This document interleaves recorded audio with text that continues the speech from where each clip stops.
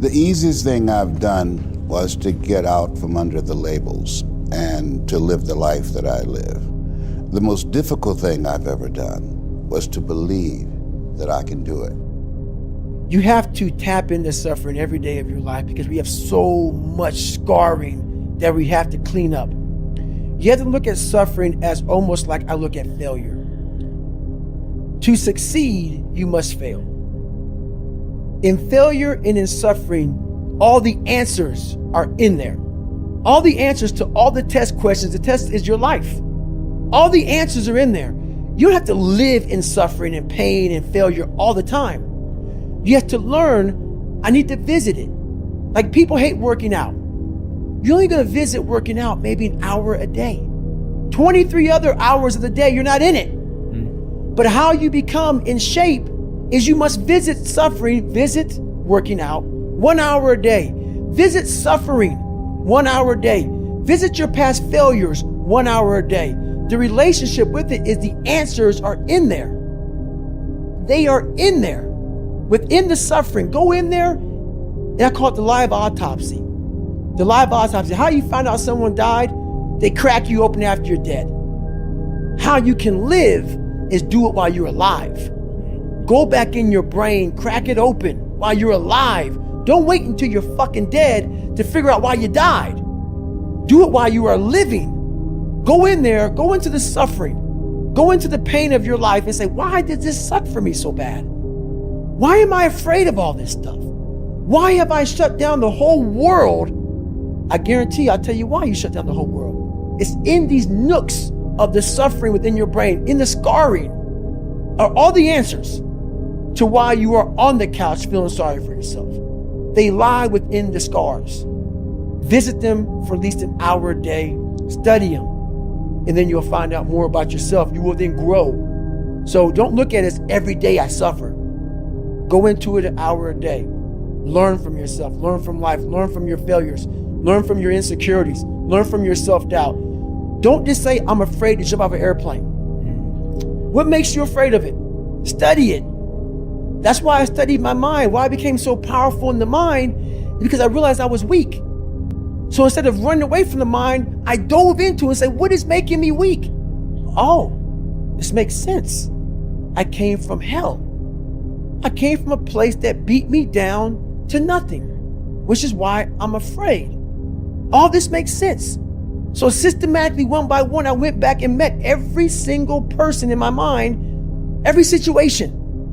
I went one-on-one with them again in my mind and said, okay, let's now revisit this. And that's how you do it. That's how it works. You live in a dominant culture that is designed to destroy your sense of self and your belief in yourself.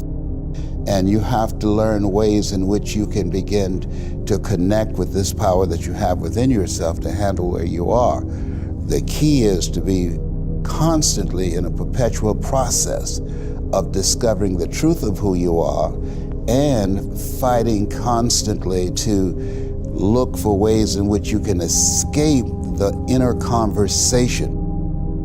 You know every painful moment. You remember it. We try to put it under a rug, lift the rug up, you'll find them. So that's how I was able to write that book. You don't forget that shit. No. You want to, and that's where you fail. By trying to forget it. That's where you fail. That's where there's no growth. Let's just move forward from all this.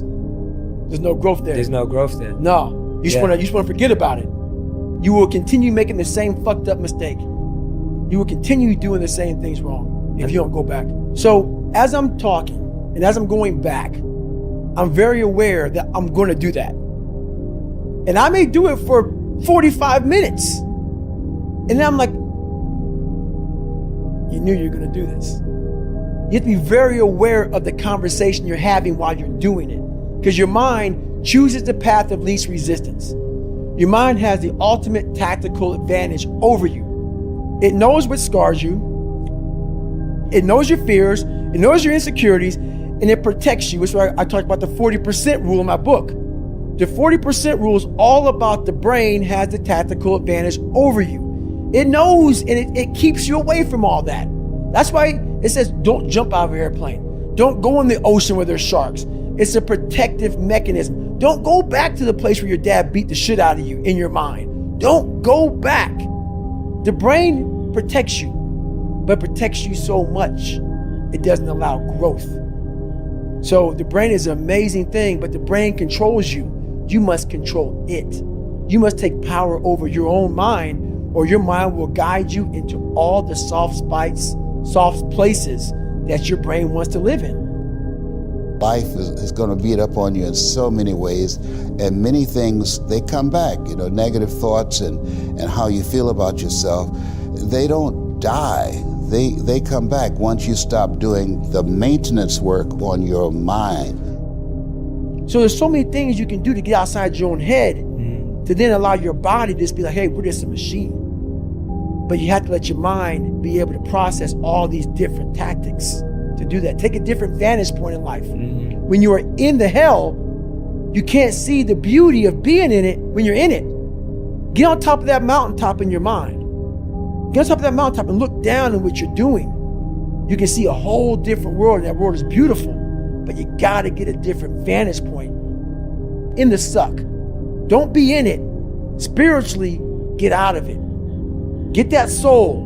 Look down on what you're doing. Be amazed by the process of where you're at now and where you came from.